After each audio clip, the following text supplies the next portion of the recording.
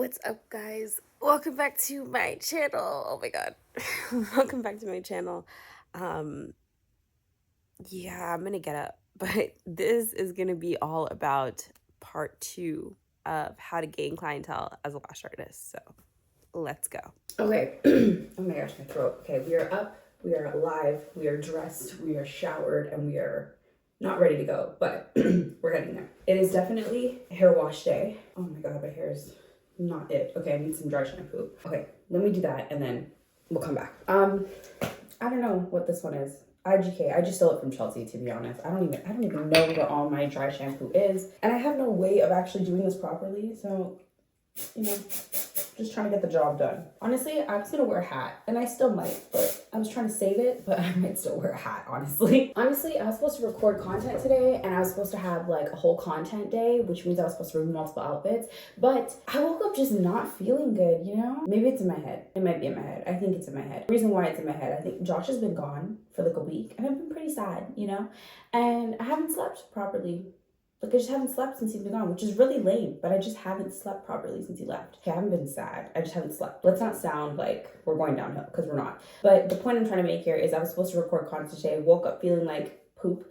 So I don't think I'm going to record content today, but I mean, if you do catch me on the Flourish page with a hat, you know it came from today. Okay, so back to what this video is actually about. So oh my god. Okay, so if you guys have seen my last video, I did a video all about gaining clientele, and that was like the part 1 to this video. Now, the reason why I'm doing this in parts is because I really want to elaborate on certain things, and I really want to share certain things so you guys fully understand what I'm trying to say. So if you guys haven't seen part 1, then jump to part 1 first, then come back here. But if you have seen part 1, then welcome. And this one is all about value. So understanding value and how this actually makes your clients come to you, if that makes sense. So one thing I want you guys to understand is that when our clients come to us, they come to us for a reason. So whether that reason is because they want to get their lashes done, maybe they want great lashes, maybe they want to experience lashes, or maybe they're doing it for an event.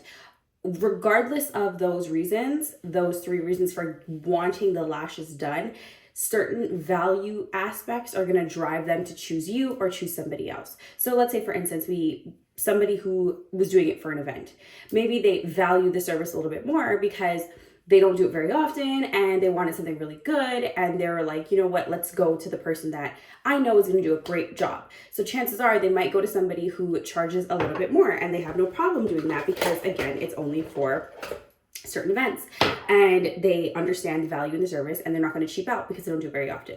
Now, that means when they're looking for a specific lash artist, so if they're looking for you, then they're going to be looking not for you to be promoting the price point, but for you to be promoting the actual services and the art that goes into the services. Because now, because they don't do it very often, they're looking for style, they're looking for a specific set that's going to actually enhance their shape. So more than likely, they're wanting something more of an experience and a result rather than the price point. So why am I talking about price point specifically is because you have to understand when your clients or your potential clients or your audience is driven by monetary value or driven by product value, service value, because this is going to determine what you do, how you say certain things, and if what you're doing right now is wrong in a sense. Because at the end of the day, we have to remember that the people who are driven by monetary value are more likely to jump to the cheapest person, okay? Because if they're driven by looking for the cheapest price point, then they don't give a crap about the lashes. Maybe they do to an extent, but at the end of the day, their determining factor is always going to be based on the price point. So that's usually the clients that we don't really want. Now, of course, are there lash artists out there for those clients? Absolutely, because it comes down to the intention of the lash artist lining up with the intention of the client. Because if the lash artist is here to make the money and make the bank and just kind of get people in and out, don't really care that much, we're just trying to make a service happen here, then maybe those 2 people align, that client and that lash artist. But if you're here trying to provide a high quality service and really give back to the industry in the sense of trying to maintain the luxury, trying to invest into the service, invest into your craft, invest into your skills, then that automatically requires a higher price point. And when we're talking about clients that actually want that type of service, those people are not monetarily driven. yeah, sure, price point may pay a factor, maybe a factor, and may play a role, but they're not the determining factor. They're not the underlying reason. So when we're looking for those clients are strictly looking for quality. They're looking for service quality, result quality, reviews, testimonials, making sure that what they're getting is the best because they're willing to pay the price. So they don't have a problem that, you're maybe $15 more than the average person in your area, or maybe even $100 more, because they want that service. They want to experience what it is that's making you charge that price point. So that's why when people are so afraid to change their prices and increase their prices, they're so terrified of losing clients. But realistically, you're gaining the right clientele and losing the wrong clientele. Okay, now that being said, I know I talked about the lash artist the client that would want to get their lashes done occasionally. Now let's talk about the client that, because I know you guys are gonna comment and be like, oh, what about the people that get their lashes done regularly? We can't charge them so much because they come all the time. That is not the case, because realistically, if somebody is getting their lashes done regularly, they already know in their head a budget that they can afford to actually get the service done on a regular basis. Now, when that comes to you being the lash artist and you determining whether or not these are the clients you want to take, there are going to be clients out there that can only afford maybe $50, $60 bi-weekly, or whatever the case is, and that's okay. And my other point that I want to make here is that you don't have to be a lash artist charging $150 per fill, but I just want you to know that the opportunity is there for you. And a lot of people think it comes down to skill and like, oh my God, I have to be the best lash artist to make that amount of money. But yes, of course, we want to make sure our skills match, but at the same time, we need to understand the actual service of lash extensions is supposed to be luxury, is supposed to be high value, is supposed to be, like I said, a luxury. Now, when it comes to pricing and understanding what your clients want out of you, your clients also have to understand what is the expectation in the industry. And the problem is that the expectation in the industry has become cater to the masses. Now, when we're talking about catering to the masses, one thing I really want you guys to remember as well is that when you're talking to everyone, you're talking to absolutely no one, okay? So when we're trying to market ourselves and when we're talking about getting those clients in that we want on a regular basis, we have to show them the value in having lashes on a regular basis. Because if people want something bad enough, they will figure out how to get the money to do it, okay?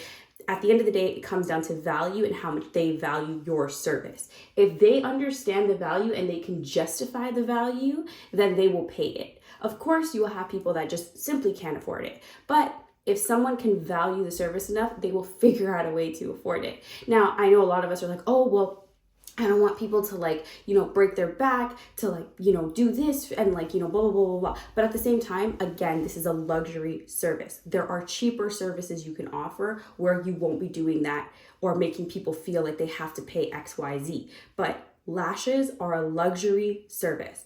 Not everybody should be able to afford luxury services like this. And the reason why I say that is because what happens is when we devalue the services, when we devalue each service from what it could have been $150 to $40, we end up in the position we are in right now in the lash industry. And that is having prices at $30 per fill to $200 a fill, and people are confused and people are lost and people don't know how to get clients because now the market is confused and they don't understand the value because they're like, why is someone charging $30 here but someone's charging $200 here? Obviously those are drastic points, but you could also have something less drastic where it's $90 here and $110 here, which is more realistic. But at the same time, we have to understand that we hold the value, we hold the key, and we hold the control over how to price ourselves in the market. So we want to put ourselves in a position where our clients are going to value us because we want to show them the value in our services. Now, the other thing I want you guys to understand when you are trying to pick the type of clientele you want, because again, it is okay to want cheaper clientele or have price your services at a cheaper rate to give them a cheaper service, okay? Now, that's totally fine as well, but understand that there is psychology in value. There's psychology and investment. And when you charge a lower price point, that automatically decreases the value overall. Now, what happens when you decrease the value overall? Now, the client is not going to value the service as they did before, or as they would have if they paid more. So which means they're probably not going to take care of their lashes the way that they would have, because now it's not necessarily a big deal because it was at a lower price point. We can just go get it filled. It's not a biggie.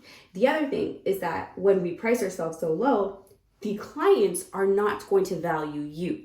And some of you may experience great clientele, and that's going to happen. But on a whole, the clients that come to you for, you know, the cheaper quality or that price point being the driven factor, chances are those are the clients that are going to no-show. Those are the clients that are going to cancel last minute. Those are the clients that are going to have you up and down and left and right rescheduling because they just do not value you, okay? And that is where it all is rooted from in terms of gaining clientele. And this is why I'm doing this in different parts, because this is so important, and we all just want that secret formula and that secret answer on how to gain clientele. But these are things that I've literally learned over the course of 9 years and going through my clientele and understanding the difference between my lower price point and my higher price point, and what that did for me as a lash artist and what it did for my clientele and how that transitioned onto my socials and all that good stuff. Now, for my lash artists that are in my community, I am going to be coming out with an entire course specifically on this to help you actually navigate through this entire process and give you templates, worksheets that you can actually see how this is going to progress in your lashing career, and give you a full action plan on what you need to do next based on your lash art, or based on your lashing skills, and based on where you are in your socials and how you promote yourself. Now, that being said, if you guys are in the community, then you know that is going to be coming up very, very soon. I'm super excited about that. If you aren't in the community, that is okay. I have created a community that is tailored to growth as a lash artist. So you do not have to go jumping from lash course to lash course. It's all in one spot for one easy payment. And I have created this beautiful space to have lash artists just like you be in there. I would love for you to check it out. The link is in the description right now. Oh my God, because I haven't been sleeping, I've been, just on my phone all night, and I have decided that I want to start using retinol. So I'm gonna start retinol very, very soon. I think it's actually coming today because obviously I went on like a binge of looking into a bunch of stuff, and I figured out that I'm gonna do this. I really want to fix like the texture of my skin. I don't really get breakouts or anything like that like often, but I think my skin texture could be a lot better. So I am about to start that, and I'm super excited, but I'll keep you guys updated on the retinol situation. Oh my God, I hate this lip. It's like super pink. I'm such a brown girly. Like I love like a brown lip, but whatever, it's fine. Okay, anyways. Okay, I have to go to the office because Serena is there, which is our content manager, and she's waiting for me, so I gotta get it together. Yeah, okay, so I have more tips for you guys. I'm making more tips. Hold on, let me just like get my thoughts together. Okay, let's talk about value again, because value is the key here. Now, value, one thing I feel like we don't talk about enough, or that we don't really mention, is how value stems from status. And status is where we want to root our content and where we want to root our messaging, because it actually plays a huge factor. I'm done, but I want to put a jacket on, and I was really, really hoping to wear my leather jacket today because I love this jacket so much. But how do we feel about this? Oh, it's so cute. Like, what a vibe. Am I right? Or no? I don't know. Okay, I don't really like it now. Okay, maybe this is just not the day. Today's not the day. You cannot tell me that this is not a vibe. Like, do you see what I'm saying? The hat just makes it all better. Like, I think this is it. This is the vibes. It's like cute, casual, little dressy-ish. Yeah, I'm a fan. Okay, the next thing worth talking about is status, okay? Because this may sound superficial, because I feel like it does, but we have to understand that there is a level of status that comes with everything we choose, right? Like, no matter what it is, we choose things with the idea of it representing us in a way. Like, when you think about designer things, when you think about buying certain things, like it portrays us in a way that we want to be seen. So when we talk about promoting our services and gaining our clientele, we need to make sure that the image we're portraying is actually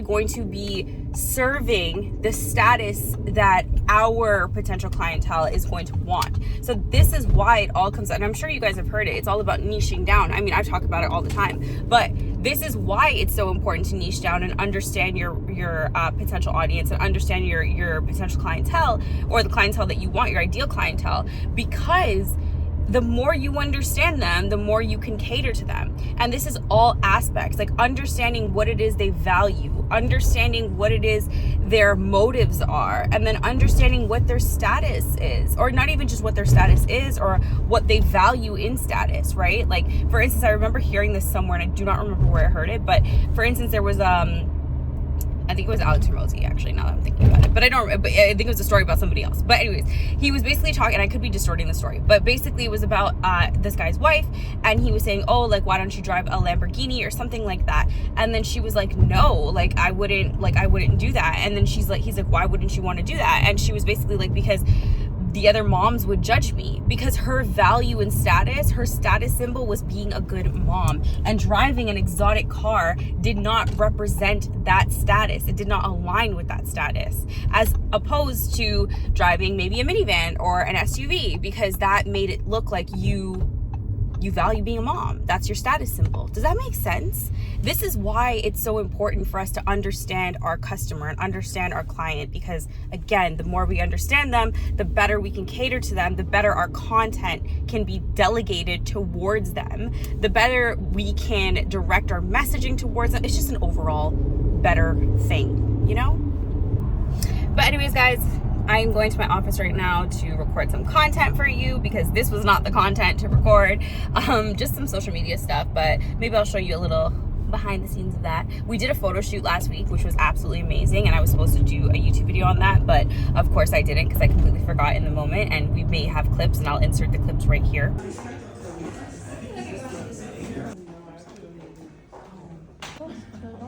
You know what? Let's not do the necklace. One, go ahead. Focus is mainly it's giving nice empowered. It's giving, like, you know. Tonight at 6 and at CTV But that's all we have. So, yeah. But we did some fun stuff last week. But anyways, guys, that is it for this one. I hope that you guys liked it. I hope that it was informative, and any questions you guys have, please leave it in the comments. And for my community girlies, the gating clientele course is coming up. If you don't know about the community, if you haven't heard about the community, if you want to check out the community, the description is the link is in the description below. But if you guys like this one, don't forget to like, comment, share, and subscribe. And I have hair under here. That's not cute. Okay, if you guys like this one, don't forget to like, comment, share, and subscribe, and I'll be back with something new next time. Bye.